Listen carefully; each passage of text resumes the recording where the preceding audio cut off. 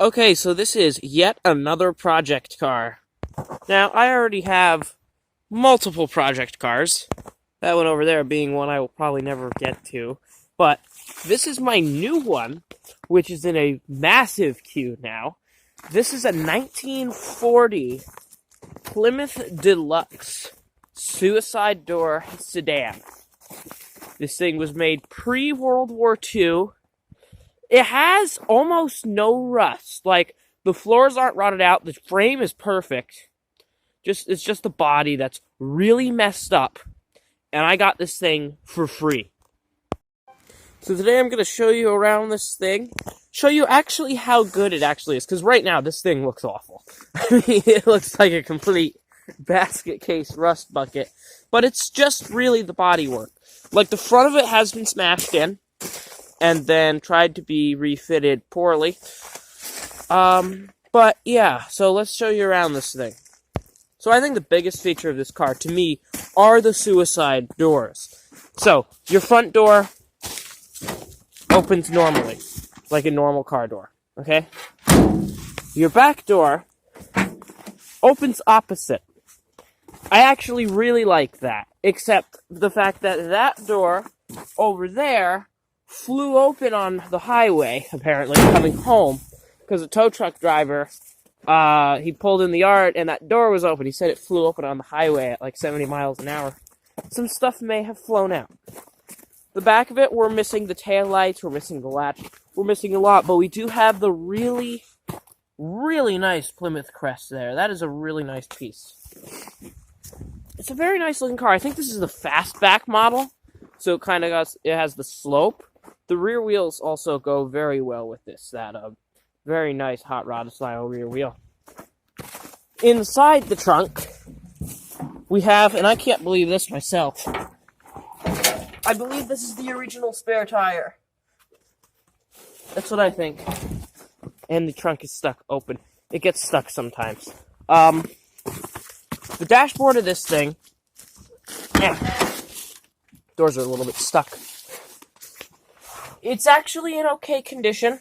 I mean, the glove box is still here. It's literally cardboard and it's still here.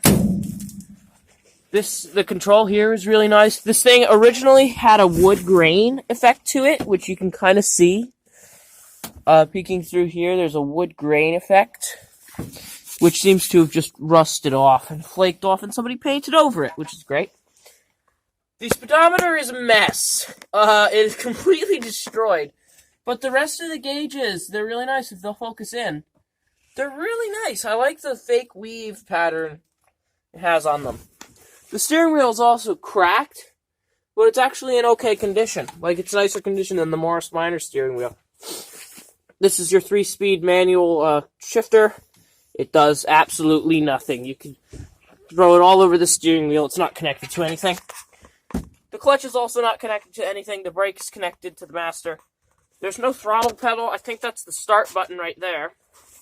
This right here controls your flap on the hood. Let's see if I can get this in frame. It controls the flap on the hood. Overall, we're missing the front floor pan. It's in the back. This thing really has no rust in the floors. Although I have to clean it out some more. Look at that deluxe Airstream heater. That's really neat. The whole car is neat. Let's show you the motor. Alright, so under here is our, I think this is a 217 cubic inch? I'm not sure. I'm thinking it's a 217 flathead 6 Chrysler. These were used from the 30s until the mid-50s. Like, almost every Chrysler had this. Every Chrysler product had this engine. There is the distributor, which is a mess. I don't know if I can save that. I'm hoping I can. The engine, I don't know if it's locked up yet. Well, I literally got this thing for free. Yeah, so there's the motor. Carburetor, single barrel carburetor with an oil bath air cleaner. There's the oil fill is just a giant cap. And there's your generator. this thing is actually okay. It looks really bad. All the glass is delaminating, but I'm going to replace that probably with plexiglass, all the bad stuff. But yeah, this is the window that flew off on the highway. It was hanging on by a thread, basically. It was just dangling in the door. But this fender is, well, falling off. That has to be bolted on properly. So yeah, this car, it is rough. That keeps getting stuck for some reason. I bet there's a latch there or something. It is rough, but I'm going to fix this thing. But I'm not going to fix the bodywork. I'm going to drive it around as is. It's kind of neat. Same thing I'm going to do with the Citroen DS. This car, I'm in the process of pulling the motor apart. But I'm going to fix it mechanically, structurally, and electrically.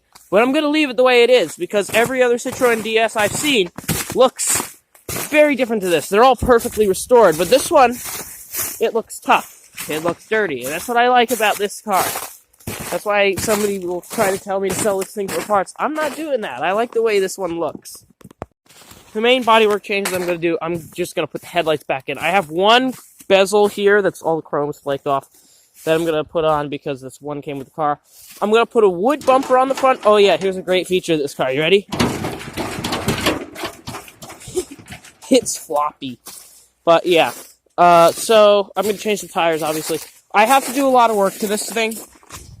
But after all the work's done, I'll have a really, really weird car show car. Oh, and there goes the window. Yeah, so I don't know what that's for. But yeah, this should be a really cool car when it's done. If it ever gets done, I might sell it before it gets done, but I don't know. This thing was sitting in the front of a dealership in Mine Hill, New Jersey. This sat on there was a whole row of cars. This sat in the front row for like 20 years, according to the guy. So, and then he moved it to the back. But yeah, that's my new pre-war Plymouth project car.